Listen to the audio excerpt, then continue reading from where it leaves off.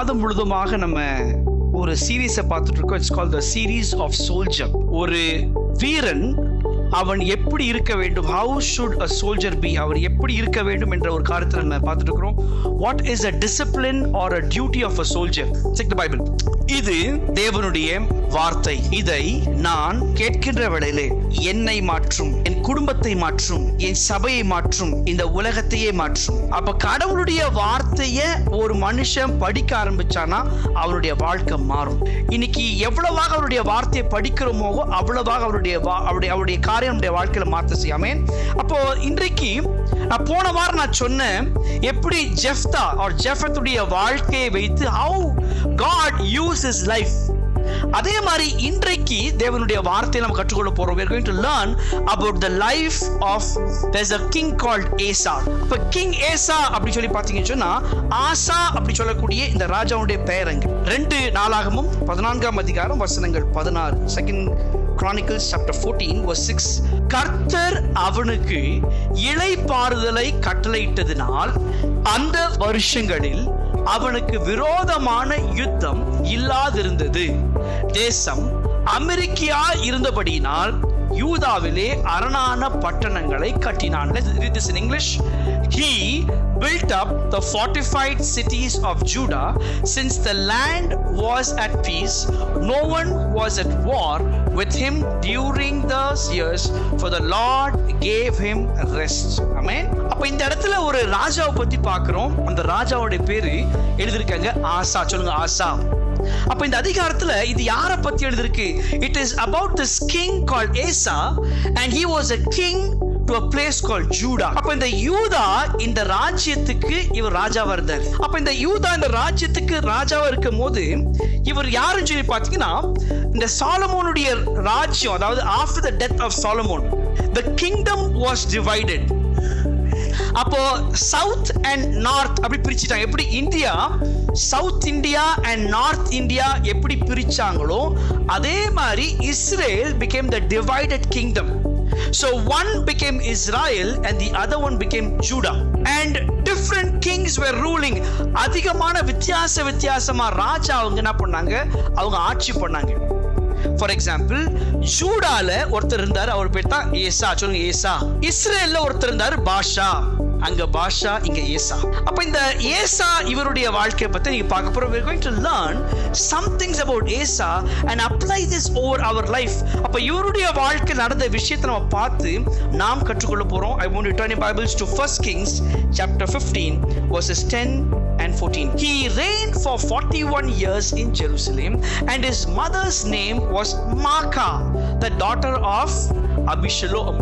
Now Asa did what was right in the sight of the Lord, like his father David. He also removed the male cult prostitutes from the land and removed all the idols which his fathers had made. And even his mother Maacah, he also removed her from the position of queen mother, because she had made up abominable image as an Asherah. And Asa cut down her abominable image and burned it at the brook Kidron, but the high places were not eliminated. Asa's heart was wholly devoted to the Lord all his days. அப்ப இந்த ஏசா இவர் பாத்தீங்கன்னு சொன்னா இவர் எது செஞ்சாலும் ஆண்டவருக்கு முன்பதாக எது சரியோ அதை செஞ்சாரு. He did what was right in the sight of the Lord. தேவனுக்கு முன்பதாக எது சரியோ அதை செய்தார். அப்போ இந்த அதிகாரம் படிச்சு பார்த்தீங்கன்னு சொன்னா அவர் செய்த விஷயங்கள் எப்பொழுதுமே he did what was right. sometime நீ தேவனுக்கு முன்பதாக நீ ரைட்டா இருந்தா கூட மக்கள் புரிந்து கொள்ள முடியாத நிலைமையில் இருப்பாங்க. அப்ப இந்த இடத்துல பாத்தீங்கன்னு சொன்னா we see that there was a good start. ஒரு சோல்ஜருக்கு அவனுடைய வாழ்க்கையில டிசிப்ளின் தேவை. அதே போல அவனுடைய வாழ்க்கையில ஒரு சில விஷயத்தை ஒழுங்க ஆரம்பிக்கணும். a good start, that means you started well. நம்ம இயேசு கிறிஸ்துவை ஏற்றுக்கொண்ட அந்த நாட்கள்ல எப்படி ஆரம்பிச்சோம்? ஏற்றுக்கொண்ட உடனேயே எவ்வளவு ஜாம் பண்ணோம், ஃபாஸ்டிங் எடுத்தோம், சர்ச்சுக்கு ஒழுங்கா ஓடி வந்தோம். we were desiring for God. அப்ப இயேசுவை ஏற்றுக்கொண்ட உடனேயே அந்த சர்ச் ஃபேமிலிக்கு அடிச்ச உடனேயே you started well. Asa started really well. அவனுடைய வாழ்க்கை நீங்க பாத்தீங்கன்னு சொன்னா வசனம் சொல்லுது, அவன் 41 வருஷம் அவன் ராஜாவா இருந்தான். 41 years this guy had the kingdom. Can you imagine? இந்தியாவில் பார்த்தீங்கன்னா ஒரு ஒரு டைனமிக்ஸ் இருக்கு பாலிடிக்ஸ்ல. எந்த கட்சி வந்தாலும் 3 முறை இருப்பாங்க. காங்கிரஸ் வந்தாலும் எவ்வளவு முறை? இந்தியாவில் சொல்றேன் 3 முறை இருப்பாங்க. அப்புறம் நெக்ஸ்ட் இந்தியா ஃபெடப் ஆகி இன்னொருத்தர் எலெக்ட் பண்ணும். This is the dynamics of our Indian politics. So BJP 3 முறை வந்துருச்சு. நெக்ஸ்ட் எனக்கு தெரியாது. I don't support. Okay, whether Congress comes or BJP comes, that is God's problem. I'll only pray. I'm happy with both parties. அப்போ இந்த இடத்துல பாத்தீங்கன்னு சொன்னா the ஏசா 41 வருஷம் 41 years he lived and he ruled. And the Bible says in 1 Kings chapter 15 verse 11, he did what was right. Sometime உன்னுடைய வாழ்க்கையில எல்லாத்தையும் அவருக்கு முன்பதாக மாத்திரமே நேர்த்தியாக நீதியாக செய்யணும். ஏசா பண்ணான். மூணாவது விஷயம், he removed all the evil activities. அதாவது யூதாவுல இருந்த எல்லா சிலைகள் வழிபாடு எல்லாத்தையும் உடைச்சான். he removed all the altars, all the idols that were in Judah. அது மாத்திரமல்லாமல் இந்த ஏசா எல்லா தீமையான விஷயத்தை அவன் எடுத்தா. அப்ப நம்முடைய வாழ்க்கையில கிறிஸ்தவர்கள் very important, you should remove the evil activities. he also removed evil people. அதாவது தேவனுக்கு முன்பதாக தவறான தீமையான விஷயங்களை செஞ்சா அவங்க அந்த மக்கள் அவன் என்ன பண்ண எடுத்தான். சொந்த அம்மா, ஏசாவுடைய சொந்த அம்மா அவங்க தேவனுக்கு விரோதமாக செஞ்சாங்க. அந்த சொந்த அம்மாவையே அவன் கேள்வி கேட்டு கீழே இறக்குறான். he was such a nice person. கடவுளுக்கு முன்பதாக கரெக்டா ஆரம்பிச்ச ஒரு இந்த ஏசா, he did perfect. அடுத்தது பாத்தீங்கன்னு சொன்னா his heart was devoted to God. அவன் எது செஞ்சாலும் தேவனுக்கு எது பிடிச்சிருக்குதோ அத அவனுடைய மனசுல எப்பவுமே செய்வான். he devoted his heart to God. அவருடைய இருதயத்தை அழகா ஒரு பாட்டு இருக்கு, என்னுடைய நண்பர் எழுதினார். மனம் சுத்தி சுத்தி வருது தானா ஏன் மனம் லால ஏன் மனம் திரும்ப தெரியாது. அழகான பாட்டு பாஸ்டர் சாட்விக் எழுதுறாரு. சோ அப்ப இந்த இடத்துல அவருடைய இருதயம், ஏசாவுடைய இருதயம் அது தேவனுக்கு நேராக இருந்துச்சு. His heart was always addicted to God. As Christians we should be like Asa. அப்ப இந்த ஏசாவுடைய வாழ்க்கை அது மாத்திரம் அவன் செய்யல. படிச்சு பாத்தீங்கன்னா அவன் ஜனங்களை உற்சாகப்படுத்துறானா, கடவுளுக்கு அதை செய்யுங்க நீங்க. As a Christian you should do that. அப்ப அவனுடைய இருதயத்துல கடவுள் நேசிச்சான். யாரெல்லாம் பாவம் பண்ணான்னு கேள்வி கேட்டான். அவன் ஜனங்களை உற்சாகப்படுத்தலாம், நீ ஆண்டவரையே தேடுன்னு சொன்னான். இன்ஃபேக்ட் வசனம் சொல்லுது his kingdom was undisturbed. அதாவது அவன் ராஜ்யத்துல 10 வருஷம் வரைக்கும் சமாதானம் தான். எந்த சண்டை எந்த பிரச்சனை எதுவுமே வரல. such a peaceful time. ஆனா இந்த ஏசா வரதுக்கு முன்னாடி வரைக்கும் சண்டை பிரச்சனை கஷ்டம் கேள்வி குழப்பம். ஆனா எப்ப ஏசா என்ட்ரி போட்டானோ ஆண்டவர் எல்லாவற்றையும் மாத்திட்டார் ஏசாவுடைய வாழ்க்கையில். இன்ஃபேக்ட் அவன் ஏசா ஆட்சி பண்ணும்போது 10 வருஷம் அவனுக்கு எதிராக யாருமே வரலங்க. there was no war. ஏசா பாத்தீங்கன்னு சொன்னா அழகான பியூட்டிஃபுல் சிட்டிஸ், நகரங்களை கட்டின அழகான நகரங்களை கட்டி முடிச்சான். இவங்கிட்ட பெரிய ஒரு ஆர்மி, ஹியூஜ் ஆர்மி, இவனுக்கு ஈக்குவலா யாருமே இல்லாம இருந்தாங்க. In fact he was serious about his relationship. இவனுக்கு ஆண்டவர் மீது ஆண்டவருடைய ஜனங்க மீது ஒரு பெரிய ஆசை. அப்ப இந்த ராஜா நல்லவரா கெட்டவரா? Good start. இவர் நல்லா ஆரம்பிச்ச ஒரு ராஜா, ரொம்ப அழகா ஆரம்பிச்சாரு, கடவுளை சார்ந்து ஆரம்பிச்சாரு, ஜனங்களை சார்ந்து ஆரம்பிச்சாரு. he started well, he started good intention with God and people in mind. good enough intention is not enough. நல்ல எண்ணங்கள் மாத்திரம் போதாது. இப்பதான் விஷயங்கள் மாறப்போகுது. உன்னுடைய வாழ்க்கையில பிரச்சனைகள் வரும்போதுதான் நீ யாரு என்பதை உனக்கு தெரியும். I keep telling you, I read somewhere, when problems come, that's where you will know your personality. உனக்கு பிரச்சனைகள் வரும்போதுதான் நீ யார் உனக்கு தெரியும். கோவிட் நேரத்துல எங்க வீட்டுல ஃபர்ஸ்ட் அட்டாக் ஆனது என்னுடைய மனைவிக்கு. ஒரு 3 வாரம் இன்னும் இல்ல, ஸ்மெல்லே இல்ல, டேஸ்டே இல்ல. அப்போ அதுக்கு நேசல் டெஸ்ட் என்ன பண்ணோம், அதை ட்ரெயின் பண்ணோம், நேசல் ட்ரைனிங் சொல்லுவாங்க. அப்போ நான் என்ன பண்ணேன், ஆன்லைன்ல ஆர்டர் பண்ணேன். காஃபி பவுடர், அப்புறம் டீ பவுடர், இந்த பவுடர், அப்புறம் இந்த எசன்ஸ் அந்த எசன்ஸ், இப்படி எல்லா எசன்ஸ். இப்போ என்ன பண்ண மோந்து பாரு, ஒண்ணுமே தெரியல. இது மோந்து பாரு, ஒண்ணுமே தெரியல. இப்படி ஆயிட்டே இருக்கும் போது ஒரு நைட் ப்ரேயர் நான் பண்ணிருக்கிறேன். நம்ம சர்ச் மக்களோடு இரும்பிட்டு இருக்கிறேன். நைட் ப்ரேயர் பண்ணிருக்கிறேன், இரும்பிட்டு இருக்கிறேன். அப்புறம் நைட் ப்ரேயர் பண்ணிருக்கும் போது லைட் சுவிட்ச் ஆஃப், வீடியோ அனுப்பிட்டு இருக்கிறேன் டப்பால. திருப்பி அன்னைக்கு நைட்டு கொஞ்சம் கொஞ்சமா வெளியே வந்துச்சு. எதுங்க? தாண்டம் ஆடிச்சு கோவிடுங்க. அப்படி வந்த உடனேயே ஒரு 15 நாள் ஐசோலேஷன். அப்ப நான் ஒன்னு யோசிச்சேன், நம்மள ஏன் அட்டாக் பண்ணிச்சுன்னு சொன்னா நம்ம இம்யூனிட்டி வீக்கா இருக்குது. நம்ம பொண்டாட்டி ஏன் அட்டாக் பண்ண சொன்னா அவங்க இம்யூனிட்டி. இப்ப நான் யோசிச்சேன், நம்ம எவ்வளவு வீக் பாடின்னு சொல்லிட்டு அன்னைக்குதான் நான் கண்டுபிடிச்சிருக்காங்க. பாக்குறதுக்கு ஸ்ட்ராங்கா இருக்காரு, ஆனா உள்ள எவ்வளவு டேமேஜ். ஏசா நல்லா ஆரம்பிச்சான். ஒரு பிரச்சனை வந்த உடனேயே அவனுடைய வாழ்க்கையில எல்லாமே மாற ஆரம்பிச்சாங்க. என்ன பிரச்சனை? 2 நாளாகமம் 14ஆம் அதிகாரம் வசனங்கள் 9, 10, 11 பார்த்தீங்கன்னு சொன்னா அந்த இடத்துல ஒரு ராஜா, அந்த இடத்துல ஒரு ராஜா ஒருத்தர் வர்றாரு. ராஜா இத்தியோப்பியாவை சேர்ந்த ஒரு ராஜா. இத்தியோப்பியாவில் இருக்கக்கூடிய மக்கள் எல்லாருமே பாத்தீங்கன்னா ரொம்ப வெள்ளையா இருப்பாங்க, ரொம்ப கருப்பா இருப்பாங்க. எனக்கு இன்னும் ஞாபகம் இருக்காங்க, அதீஸ் அபாபா சொல்லக்கூடிய ஒரு ஃபேமஸான ஊரு இத்தியோப்பியா இருக்கு. நான் போயிருந்தேன்.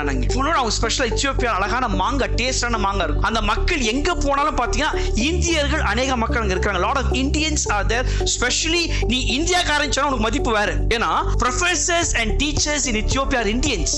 உங்களை பார்த்தாலே ஒரு மரியாதை. அப்ப இந்த இத்தியோப்பியால இருந்து ஒரு ராஜா என்ன பண்ணானா, இந்த ஏசாவை ஆப்போசிட் பண்ணி ஒரு பெரிய ஒரு ஆர்மியை கொண்டு வந்து சண்டைக்கு வந்தான்.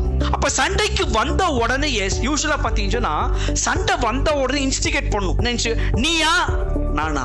அப்ப இந்த ஏசாவுக்கு விரோதமாக இந்த ராஜா வந்த உடனேயே அடுத்த வசனம் படிச்சு பாருங்க, verse 11. சேர்ந்து வாசிக்கலாம் நமக்கு. Let's read this together. Ready? 1, 2, 3 go. ஆசா தன் தேவனாகிய கர்த்தரை நோக்கி கூப்பிட்டு, கர்த்தாவே, பலமுள்ளவனாகிலும் பலனற்றவனாகிலும் உதவி செய்கிறது உமக்கு. அட, இந்த பாட்டு எனக்கு தெரியுமே. லேசான காரியம் உமக்கது பலனுள்ளவன். பாட்டு தெரியுது. அந்த பாட்டு எங்க வந்திருக்குங்க? இந்த வசனம் தான். யார் சொன்னா? ஆசா சொன்னா. யார் சொன்னா? ராசா சொல்லுப்பா. யார் சொன்னா? ஆசா. அப்ப ஆசா சொல்றான், பலமுள்ளவனாகிலும் பலனற்றவனாகிலும் உதவி செய்கிறது உமக்கு லேசான காரியம். எங்கள் தேவனாகிய கர்த்தாவே, எங்களுக்கு துணை நில்லும். உம்மை சார்ந்து உம்முடைய நாமத்தில் ஏராளமான இந்த கூட்டத்துக்கு எதிராக வந்தோம். கர்த்தாவே, நீர் எங்கள் தேவன். மனுஷன் உம்மை மேற்கொள்ள விடாதையும். நம்முடைய ஆண்டவர் அவர் பெரியவர். உனக்கு எதிராக எவ்வளவு பேர் நின்னாலும் அவர் நின்னாருன்னா, அப்ப சம்டைம் நம்முடைய வாழ்க்கையில இந்த ஆசாவை போல நம்ம ஆரம்பிச்சிருப்போம், நல்லா ஆரம்பிச்சிருப்போம். ஆண்டவரை வச்சு, ஆண்டவரை பார்த்து, மக்களை பார்த்து எல்லாம் கரெக்டா வச்சிருப்போம். இப்படிப்பட்ட பிரச்சனை வந்த உடனே நம்ம ஆண்டவரை பார்ப்போம். Even here he was right. அப்போ நீ நின்னுட்ட சாதிச்சுன்னு சொல்லவே கூடாது. ரொம்ப இம்பார்ட்டன்ட். உன்னுடைய வாழ்க்கையில நீ நல்லா ஆரம்பிச்சிருக்க, ஆண்டவருக்காக நீ சபையில, சர்ச்சுக்குள்ள, ஊழியத்துக்குள்ள you started well. That doesn't mean you will finish well. Just because you started well, don't you dare to think you'll finish well. நீ நல்லா ஆரம்பிச்சதுனால நீ நல்லா முடிப்பேன்னு சொல்லி யோசிக்காத. வசனம் சொல்லுது, ஏசாவுடைய வாழ்க்கையில அவன் நல்லா ஆரம்பிச்சான், நல்லா முடிக்கல. அப்ப இந்த நல்லா முடிக்காத பட்சத்துல அவனுக்கு ஒரு வார்னிங் வருதுங்க. என்ன வார்னிங் சொல்லி பாத்தீங்கன்னா, ஹனானி. சேர்ந்து படிக்கலாம். 2 Chronicles chapter 16 verse 7. 2 நாளாகமம் 16ஆம் அதிகாரம் வசனங்கள் 7. அக்காலத்திலே ஞான திருஷ்டிக்காரனாகிய அனானி யூதாவின் ராஜாவாகிய ஆசாவினிடத்தில் வந்து அவனை நோக்கி. யாரை நோக்கி? மலையாளத்தை சொல்லுவாங்க, இவட நோக்கு. அப்ப இவட நோக்கு அப்படின்னு சொல்லிட்டு இந்த ஆசா ராஜாவை பார்த்து ஒருத்தன் வந்தான். அவன் பேர் தான் இனானி. ஆசாவுக்கு வந்த ஆணி அனானி. சொல்லுங்க, ஆசாவுக்கு வந்த ஆணி அனானி.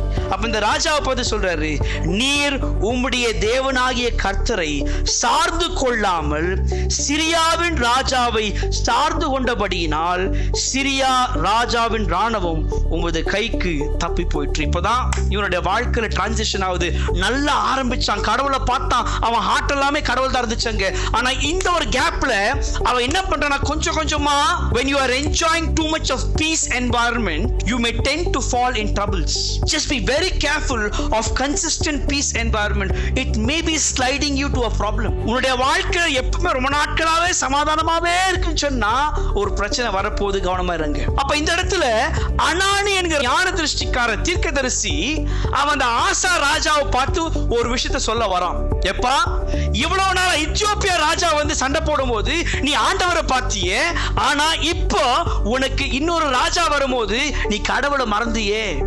தேவன் மீது அல்ல, மனுஷன் மீது தன்னுடைய கண்களை வச்சான். he started to rely on human being. it's so dangerous my friend. உன்னுடைய வாழ்க்கையில நீ ஆரம்பிக்கும் போது, உன் வாழ்க்கையில, உன் வேலையில, உன் திருமணத்துல, உன் குடும்பத்துல நீ கடவுளை வச்சு ஆரம்பிச்ச பாதி வழியில மனுஷனை நம்பினா வசனம் சொல்லுது, நாசியிலே சுவாசமுள்ள மனிதனை நம்புவதை பார்க்கிறோம். அப்ப நீ ஆரம்பிச்சது கடவுளை வச்சு, நீ முடிக்கிறது கடவுளை வச்சுதாங்க. நீ ஆரம்பிக்கும் போது யாரும் கூட இல்ல, ஆரம்பிக்கும் போது கடவுள் மாத்திரம்தாங்க. when you started no one was there my friend, it was God alone. ஆசாவுடைய பிரச்சனை ஆரம்பிச்சான் சென்டர்ல, அவன் மனுஷங்களை தேட ஆரம்பிச்சான். and second thing, his heart started to slide. அவனுடைய இதயத்துக்குள்ளாக கடவுளை பார்த்தான். அவனுடைய வாழ்க்கையில வெற்றிகள் வர வர, சந்தோஷ சமாதானம் வர வர வர, பழைய வாழ்க்கையை மறந்து அவன் இருதயத்துல ஆண்டவருக்கு விரோதமா போன. யோசிச்சு பாருங்க. he started well. வசனம் சொல்லுது, his war gates opened up. எவ்வளவு நாள் ஆண்டவரை பார்த்தானோ அந்த நாட்கள் ஃபுல்லாவே சமாதானம் தான். the days that he looked on to God, there was no war. ஆனா எப்ப ஆண்டவரை விட்டு மனுஷங்களை பார்க்க ஆரம்பிச்சானோ, it opened the doors of war my friend. நீ ஆண்டவரை விட்டு நீ வெளியே போயிட்டேன்னு சொன்னா உனக்கு யுத்தங்கள் வரும்.